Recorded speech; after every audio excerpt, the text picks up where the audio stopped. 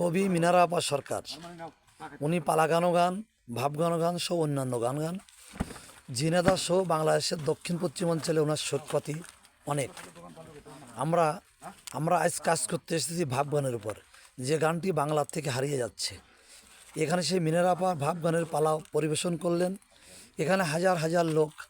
এই সানাল ফকির ঐতিহ্যবাহী নড়াইল কয়েকশো বছরের ঐতিহ্যবাহী মেলা। নড়াইল প্রায় 60 থেকে 70টা মেলা আছে, তার ভিতরে এটাও অনেক ঐতিহ্যবাহী এবং নাম করা। তো সানাল ফকিরের মেলায় সুদূর ঝিনাইদহ থেকে ছুটে আসছেন আমাদের কবি সাহেব মিনারা আপা। আসলে আপা, আপনি একটু বলেন কৃষির সংস্কৃতির উপর কিছু কথাবার্তা বলেন। আসসালামু আলাইকুম। বর্তমানে আমাদের দেশের যে পরিস্থিতি, সংস্কৃতি গান বাজনা করা আমাদের খুব কষ্ট হয়ে যাচ্ছে। আমারও একটা গান মিস হয়েছে 18 তারিখে, পারমিশন দেয় নাই। এখন আমরা যে কর্ম করি, আর এই গানটা কি, গানের মধ্যে আল্লাহ রাসূল, মা বাবা, গুরুজনদের সম্মান করা, ভালোবাসার কথা বলা হয়েছে।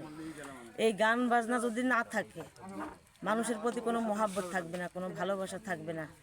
এবং আমরা যে গান বাজনা করি, সাধকের কালাম পরিবেশনা করি, সেই গান বাজনার প্রেক্ষাপটে যদি ভালো না হয়, তাহলে তো আমাদের চলা কষ্ট।